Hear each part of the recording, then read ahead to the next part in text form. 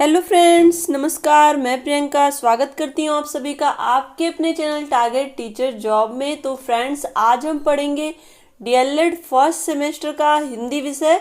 और दोस्तों, यहाँ पर ये है आपका क्लास नंबर 6। तो दोस्तों, क्लास नंबर 2 तक हम लोग पढ़ चुके हैं।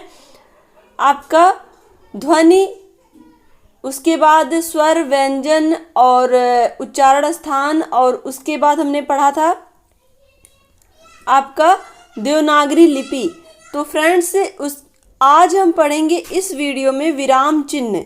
तो दोस्तों, यहाँ पे विराम चिन्ह का मतलब क्या होता है? पंक्चुएशन। तो जो भी भाई बहन मेरा वीडियो देख रहे हैं, प्लीज़ वीडियो को लाइक कर दीजिए और वीडियो को शेयर भी कर दीजिएगा। और अगर आप चैनल पे नए हैं तो प्लीज़ चैनल को सब्सक्राइब तो ज़रूर कर लीजिए। तो चलिए, आज हम देखते हैं विराम चिन्ह यानी कि पंक्चुएशन क्या होता है। दोस्तों, विराम का अर्थ होता है रुकना या ठहरना। वाक्य को लिखते अथवा बोलते समय बीच में कहीं थोड़ा बहुत रुकना पड़ता है, जिससे भाषा स्पष्ट, अर्थवान व भावपूर्ण हो जाती है। तो दोस्तों देखिए, कोई भी सेंटेंस जब हम बोलते हैं तो उसको और प्रभावशाली बनाने के लिए, प्रभावपूर्ण बनाने के लिए हम बीच बीच में कहीं ना कहीं रुकते हैं, और जिससे लोग हमारी बातों को समझ पाएं। तो इन सब का कार्य अगर हम लिखने में करें तो लिखने में वो कार्य पंक्चुएशन करता है। जैसे हम बोलने में तो रुक जाते हैं, लेकिन बोलने में तो हम ये नहीं कहते ना कि मैं घर गई, उसके बाद फुल स्टॉप, मैं यहाँ गई, कॉमा, या किसी से क्वेश्चन किया तो क्वेश्चन मार्क। हम बोलने में तो नहीं बोलते, लेकिन जब हमें लिखना होता है वही चीज़, तो हम वहाँ पर विराम चिन्हों का प्रयोग करते हैं। अगर क्वेश्चन वर्ड है तो क्वेश्चन मार्क, अगर कहीं पे ठहराव है तो कॉमा, इन सब चीज़ों का प्रयोग करते हैं। तो दोस्तों, यहाँ पर देखिए, लिखित भाषा में इस ठहराव को दिखाने के लिए ही, यानी कि जहाँ पर हम सेंटेंस में रुकते हैं वहाँ पर लिखित भाषा में किस तरह से रुकने को किस तरह से हम इंडिकेट करते हैं, तो इस तरह से हम विशेष प्रकार के चिन्हों का प्रयोग करते हैं, और इन्हें ही क्या कहते हैं? हम विराम चिन्ह कहते हैं। चलिए आगे देखते हैं विराम चिन्हों के प्रकार। तो दोस्तों, यहाँ पर विराम चिन्ह के प्रकार हम देखेंगे। पहला, इसमें देखिए, पूर्ण विराम है, दूसरा अल्प विराम है, तीसरा अर्ध विराम है, चौथा प्रश्नवाचक यानी कि प्रश्न सूचक विराम चिन्ह, जिन्हें हम कहते हैं क्वेश्चन मार्क। दोस्तों देखिए, यहाँ पर सबसे पहले हम प्रकार देख लें, फिर हम एक एक करके सबके बारे में डिटेल से जानेंगे। तो यहाँ पर देखिए, तीसरा अर्ध विराम, चौथा प्रश्न सूचक विराम चिन्ह, और पांचवा विस्मयादि बोधक चिन्ह। और यहाँ पे देखिए नंबर 6 अपूर्ण विराम या उप विराम चिन्ह। नंबर 7 पर है निदेशक चिन्ह। नंबर 8 पर है योजक चिन्ह। नंबर 9 पर है विवरण चिन्ह। नंबर 10 पर है अवतरण या उद्धरण चिन्ह। और यहाँ पर देखिए, नंबर 11 पर है लाघव चिन्ह। नंबर 12 पर है लोप अथवा हंस पद। नंबर 13 पर है कोष्ठक। नंबर 14 पर है योग चिन्ह। नंबर 15 पर है समता चिन्ह। नंबर 16 पर है यहाँ पे इति श्री। तो दोस्तों, अब हम देखेंगे यहाँ पे डिटेल से। तो यहाँ हम देखेंगे नंबर 1 है पूर्ण विराम यानी कि फुल स्टॉप। वाक्य की समाप्ति पर तथा कविता के अंतिम चरण के अंत में पूर्ण विराम लगाया जाता है। तो दोस्तों देखिए, बड़ी सरल भाषा में आप समझ सकते हैं कि पूर्ण विराम का प्रयोग कहाँ होता है? जहाँ पे किसी सेंटेंस की समाप्ति होती है, या फिर जो कविता होती है उसका अंतिम चरण जो होता है, वहाँ पर हम पूर्ण विराम का प्रयोग करते हैं। तो यहाँ पे देखिए, सेंटेंस है जी की अवस्था 55 वर्ष है। तो यहाँ पर देखिए, ये सेंटेंस पूरा कंप्लीट हो गया। तो जहाँ पे कंप्लीट हुआ वहाँ पे क्या हो गया? फुल स्टॉप हो गया। चलिए आगे देखते हैं। दोस्तों देखिए, जहाँ भी जो भी चीज़ें समझ में ना आए, कमेंट करके ज़रूर बताइए। और कमेंट तो आप वैसे भी करिए, अगर आपको अच्छा लगता है तब भी कमेंट करिए, बुरा लगता है तब भी कमेंट करिए, क्योंकि दोस्तों आपके कमेंट से ही हमें फीडबैक मिलता है कि हम जो भी पढ़ा रहे हैं वो आपको कितना समझ में आ रहा है, या हमारी जो भी कमियां हो रही हैं वो कहाँ हो रही हैं। इसलिए आप लोग कमेंट जरूर किया करिए, और वीडियो को लाइक कर दिया करिए, शेयर भी कर दिया करिए। दोस्तों देखिए, आपके लिए वीडियोज बनाना काफ़ी मेहनत होता है मेरे लिए, लेकिन मेरी मेहनत तभी सफल होगी जब आप इसे शेयर करेंगे, जब आप इस चैनल को सब्सक्राइब करेंगे तो हमारे वीडियोज अधिक से अधिक लोगों तक भी पहुंचेंगे, जिससे अधिक से अधिक लोग लाभान्वित होंगे और साथ ही साथ मुझे भी इससे फ़ायदा होगा। तो दोस्तों देखिए दूसरा क्या है इसमें, अल्प विराम। हमने सबसे पहले क्या पढ़ा, यहाँ पे सबसे पहले पढ़ा पूर्ण विराम, जिसका इंग्लिश में मतलब होता है फुल स्टॉप, और दूसरा अब है यहाँ पे अल्प विराम, इसको हम इंग्लिश में क्या कहते हैं, कॉमा। तो कॉमा देखिए कहाँ पे यूज होता है, जब वाक्य में भाव विभक्ति अर्थबोध की दृष्टि से बहुत कम रुकना पड़े वहाँ अल्प विराम लगाया जाता है। दोस्तों देखिए बहुत ही सरल शब्दों में लिखा गया है कि जहाँ पर सेंटेंस में जो हम बोल रहे हैं, जो हमारे कहने का भाव है, उसके अर्थ की दृष्टि से बहुत कम वहाँ पे रुकने की आवश्यकता है, तो वहाँ पे हम क्या प्रयोग करते हैं, कॉमा। जैसे हम सेंटेंस बोलते जा रहे हैं लेकिन वहाँ पे हमें थोड़ा सा ठहराव लेना है, तो वहाँ पे हम कॉमा का प्रयोग करते हैं। जैसे हम कई नाउन एक साथ बोल रहे हैं, जैसे गोपाल, हरि, श्याम, तो गोपाल, हरि, कई नाम एक साथ आ रहे हैं, तो यहाँ पे देखिए गोपाल, हरि, श्याम, और उसके बाद राम भी है, तो राम के पहले और लगाया गया है। तो यहाँ पे देखिए ये सेंटेंस में और लगाने का नियम भी है कि जब कई नाउन एक साथ लिखे जाते हैं तो वहाँ पर जो लास्ट नाउन होता है, लास्ट नाउन के पहले वाले नाउन के बीच में और यानी कि एंड का प्रयोग होता है। तो यहाँ पे देखिए गोपाल के बाद कॉमा, हरि के बाद कॉमा, श्याम और राम खेल रहे हैं, तो यहाँ पे देखिए थोड़ा थोड़ा ठहराव, तो ये अल्प विराम का प्रयोग किया जाएगा, कॉमा का प्रयोग किया जाएगा। चलिए तीसरा देखते हैं।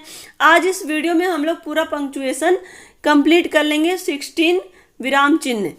तो तीसरा अर्ध विराम, जब अल्प विराम से कुछ अधिक रुकना पड़े तब अर्ध विराम लगाते हैं। जैसे मातृभाषा का स्थान शिक्षा योजना में सर्वोच्च ही हो सकता है, उससे जरा भी कम नहीं। तो दोस्तों यहाँ पे देखिए जो ठहराव है यहाँ पे, वो यहाँ पे अल्प विराम से थोड़ा अधिक है, इसलिए यहाँ पे अर्ध विराम का प्रयोग होगा, यानी कि ऊपर पॉइंट नीचे कॉमा जो होता है सेमीकोलन, जिसको हम अर्ध विराम कहते हैं। तो यहाँ देखिए ऊपर पॉइंट लगा है और नीचे कॉमा। तो अब हम चलते हैं नंबर 4 पे।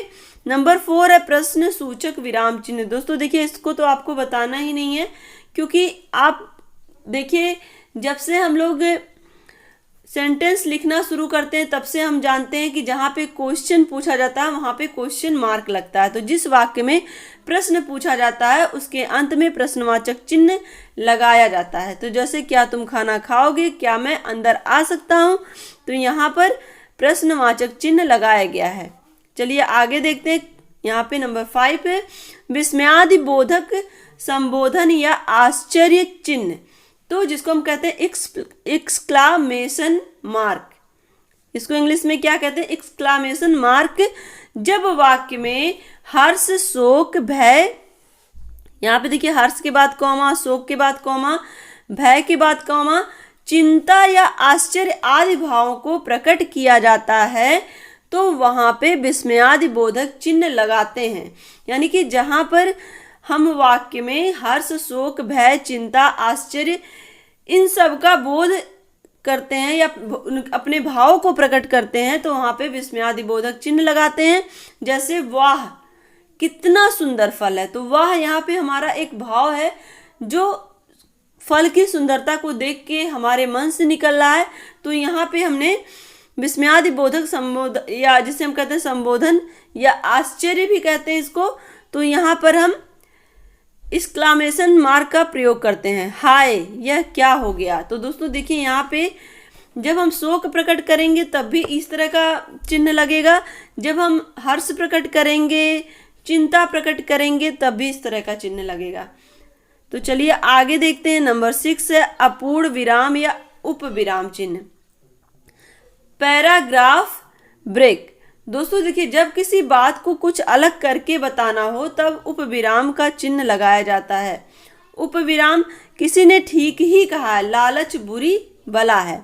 तो यहाँ पे अपूर्ण विराम या उप विराम, तो यहाँ पे देखेंगे, ये देखिए ऊपर पॉइंट ऊपर कॉमा है और इधर इस साइड ऊपर कॉमा है। तो यहाँ पे जब किसी बात को कुछ अलग करके बताना हो, यानी कि वहाँ पे उस सेंटेंस को इंडिकेट करना हो, तो वहाँ पे हम क्या लगाते हैं, अपूर्ण विराम या उपविराम। चलिए नेक्स्ट देखेंगे निर्देशक चिन्ह, जिसे हम कहते हैं डैश। निर्देशक चिन्ह का प्रयोग कहाँ होता है दोस्तों? तो इसमें देखिए निर्देशक चिन्ह के प्रयोग देखिए 3 तरह से बताए गए हैं। पहला क्या है, शीर्षक या उपशीर्षक के आगे भाषा का महत्व। तो जहाँ पे शीर्षक लिखा हो या उपशीर्षक लिखा हो उसके आगे हम निर्देशक चिन्ह का प्रयोग करते हैं। जैसे यहाँ पे देखिए भाषा का महत्व, तो यहाँ पे डैश का प्रयोग हुआ। जहाँ उदाहरण देना होता है जैसे, तो यहाँ पे देखिए जैसे के बाद भी निर्देशक चिन्ह का प्रयोग किया गया, जैसे राम सीता पुस्तक आदि, तो यहाँ पे निर्देशक चिन्ह का प्रयोग हुआ। और वक्ता के वाक्य को उद्धृत करने से पूर्व भी हम निर्देशक चिन्ह का प्रयोग करते, जैसे पिताजी ने कहा, तो यहाँ पे हमने डैश लगाया। फिर गोपाल खड़े हो जाओ, तो यहाँ पे देखिए शीर्षक या उपशीर्षक के आगे भी लगता है और जहाँ उदाहरण देना हो वहाँ लगता है जैसे के बाद। और इसी तरह से वक्ता या वाक्य को उद्धृत करने से पूर्व भी निर्देशक चिन्ह का प्रयोग किया जाता है। तो ये तीनों आपको समझ में आ गया होगा कि कहाँ कहाँ पे निर्देशक चिन्ह यानी कि डैश का प्रयोग होता है। चलिए देखते हैं, यहाँ पे नंबर 8 पर है योजक एवं समास चिन्ह, जिसको हम इंग्लिश में कहते हैं हाइपन। दोस्तों इसका प्रयोग संयुक्त शब्दों तथा समास युक्त शब्दों में किया जाता है।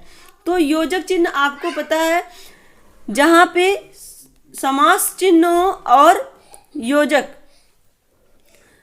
जहाँ पे समास हो और योजक, तो यहाँ पे यानी कि 2 संयुक्त शब्द आपको देखने को मिलेंगे। जैसे माता पिता, तो माता पिता के बीच में भी हम योजक चिन्ह का प्रयोग करते हैं। भाई बहन के बीच में, धीरे धीरे। दोस्तों देखिए यहाँ पर ये चिन्ह आपको बीच में जो डैश दिख रहा है ये आपको देखने को मिलेगा।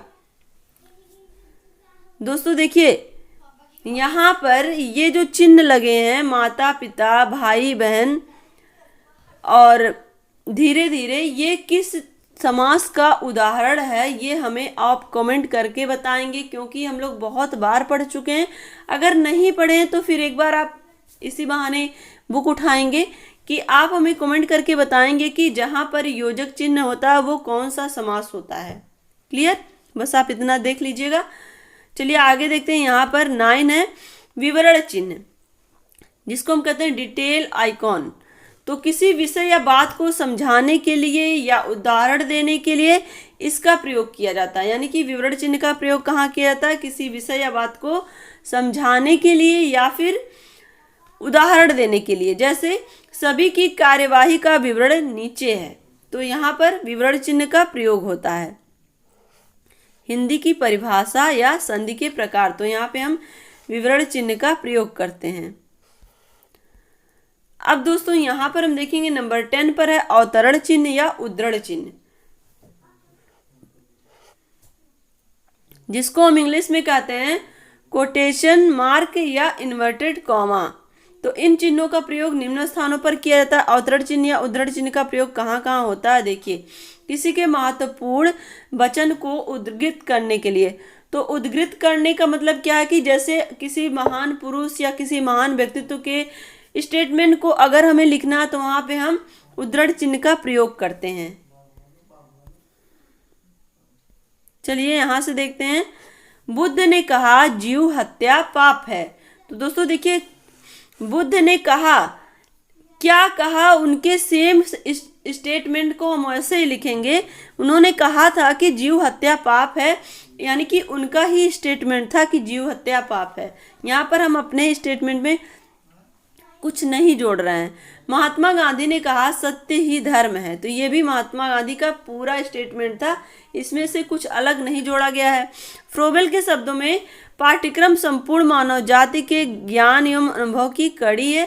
तो यहाँ पर भी देखिए ये किसी का स्टेटमेंट है, किसका? फ्रोबेल का है।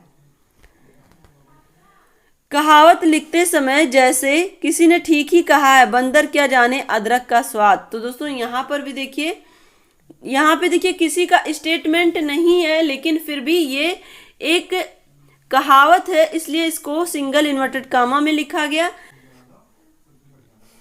और ये एक महत्वपूर्ण कहावत भी है।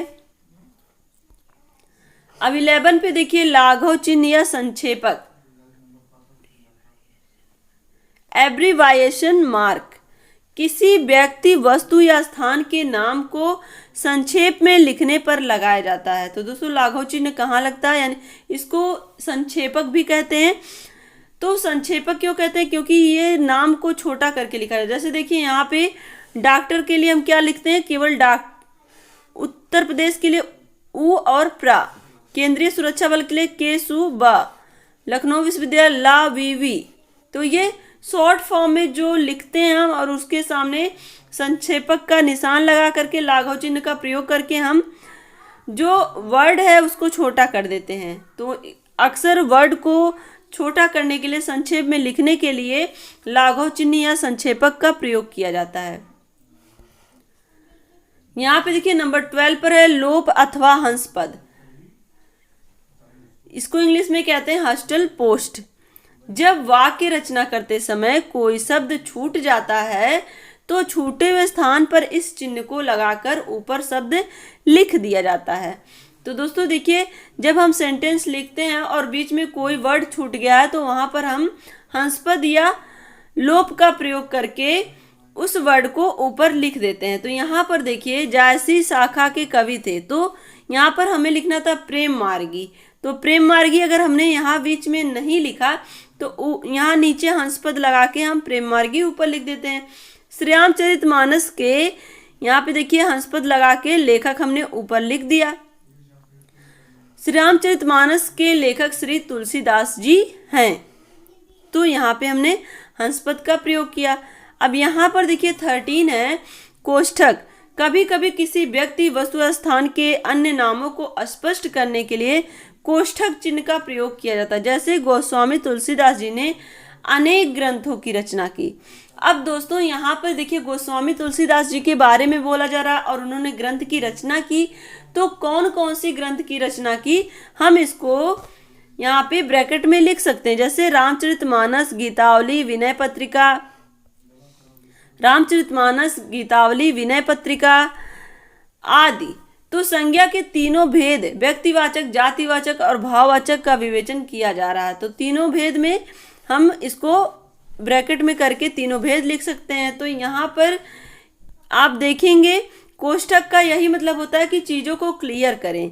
जैसे हम किसी चीज़ के बारे में बात कर रहे हैं तो यहाँ पर हमने गोस्वामी तुलसीदास के ग्रंथ के बारे में बात किया, तो उनके ग्रंथ में हमने कोष्ठक में लिख दिया रामचरितमानस, गीतावली, विनय पत्रिका। और इसी तरह से हमने बात किया संज्ञा के तीनों भेद की, तो वहाँ पे व्यक्ति, जाति और भाववाचक तीनों संज्ञा लिख दी कोष्ठक में करके। तो इस तरह से हम कोष्ठक का प्रयोग करते हैं। अब योग चिन्ह या समता चिन्ह क्या होता है, इक्वल टू साइन, जिसको इंग्लिश में कहते हैं योग चिन्ह। योग चिन्ह, योग का मतलब ही होता है दोस्तों जुड़ाव या जोड़। तो शुभ प्लस आगमन शुभागमन, देव प्लस इंद्र देवेंद्र, निधन रोग निरोग। तो दोस्तों देखिए यहाँ पर योग चिन्ह का मतलब है कि दो अलग अलग वर्ड्स को आपस में जोड़ना और उससे एक नया शब्द बनाना। अब यहाँ पे देखिए नंबर 16 पर है इतिश्री। किसी लेख या रचना के अंत में चिन्ह का प्रयोग किया जाता है। तो दोस्तों इतिश्री का यहाँ पे देखिए साइन बना हुआ है। तो इतिश्री का प्रयोग कहाँ करते हैं, किसी रचना या लेख के समाप्ति पर हम इतिश्री यानी कि जहाँ पर चीज़ें समाप्त हो रही हैं, खत्म हो रही हैं, वहाँ पर इतिश्री चिन्ह का प्रयोग करते हैं। तो फ्रेंड्स आज हमने क्या देखा, पंक्चुएशन देखा और इन पंक्चुएशन में हमने 16 टाइप के पंक्चुएशन देखे और आशा करती हूँ कि आपको चीज़ें समझ में भी आई होंगी। तो वीडियो को लाइक कर दीजिएगा, अपने दोस्तों के साथ शेयर करिएगा और अगर आप चैनल पे नए हैं तो प्लीज़ चैनल को सब्सक्राइब तो ज़रूर कर लीजिएगा। मिलते हैं दोस्तों नेक्स्ट वीडियो में। अपना ध्यान रखिए, अपनों का ध्यान रखिए, अपने आसपास सफाई रखिए और इसी तरह से अपनी मेहनत जारी रखिए। हमसे जुड़ने के लिए बहुत बहुत धन्यवाद। वीडियो पूरा देखने के लिए बहुत बहुत धन्यवाद। Take care, bye bye, love you all, जय हिंद।